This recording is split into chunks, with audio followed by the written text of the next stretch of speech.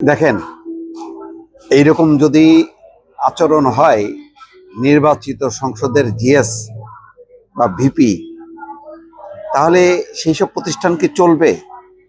ছাত্রলীগের সময় তো এরকমটা দেখা যায়নি। দেখেন, কথাটা বিশ্বাস যদি না হয়,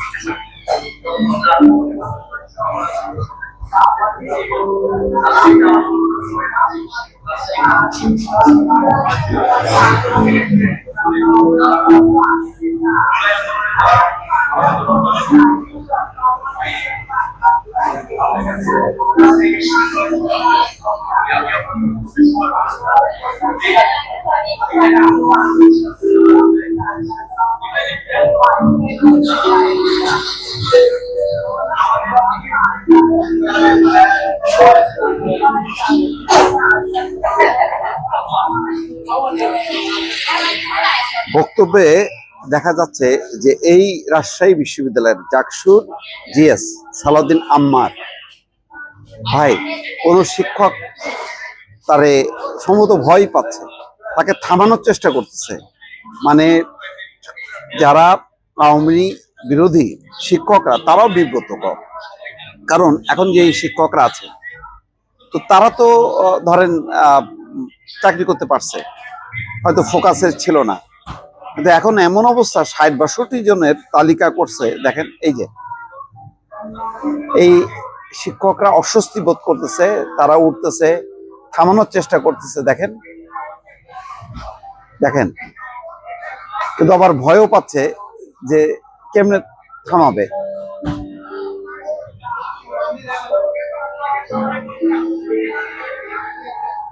এখন শিক্ষকদের চাকরি থাকবে কি থাকবে না, এইটা নির্ভর করতেছে এই রাকসুর জিএস এর উপর।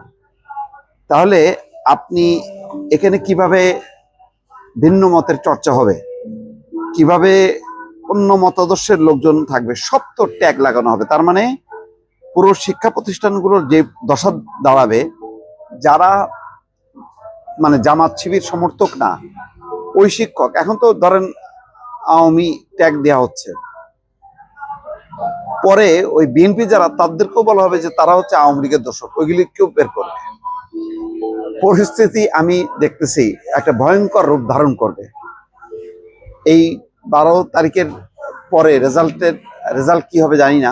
এই রেজাল্টের পরে সমস্ত শিক্ষা প্রতিষ্ঠানগুলোতে শত শত শিক্ষক, কর্মকর্তা, কর্মচারী তারা চাকরিচ্যুত হবে, বাধ্য হবে, এবং এখানে সরকার কোনো বাধা দেবে না, প্রতিবাদ করবে না। হ্যাঁ, ওই যে একটাই কথা, আওয়ামী দোষক। এখন আমরা কি বলি যে যারা অপরাধের সাথে যুক্ত তাদের বিরুদ্ধে মামলা করতে হবে। এখন শিক্ষকরা কি মানুষ হত্যা করছে? ওই যে বলতেছে ন্যারেটিভ তৈরি করছে, তো ন্যারেটিভ তো দর্শন। জামাতের বা শিবিরের তারও একটা ন্যারেটিভ আছে, আওয়ামী ন্যারেটিভ আছে, কিন্তু অপরাধ কোনটা? অপরাধ হলো সেটা যে অপরাধ করবে, যে হত্যা, গুম, খুন, দুর্নীতি, লুটপাট করবে। থাকে না অনেক, মানে আওয়ামী লীগের কি A to Z সবাই মানে অপরাধী না, আপনি অন্য, সেটা হলো ভিন্ন মত, ভিন্ন পথ।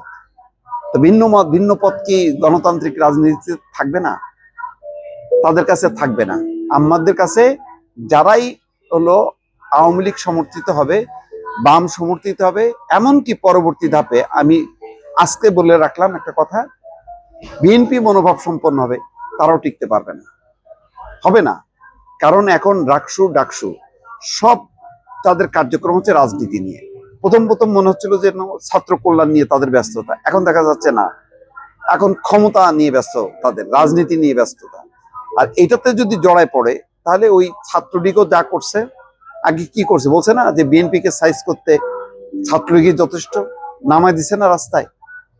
এক্স্যাক্টলি, এখন রাস্তায় নামানো শুধু না, এখন আপনার মানে সপাটে বিদায়, এইরকম একটা ভয়ঙ্কর পরিস্থিতি তৈরি হতে যাচ্ছে সামনে।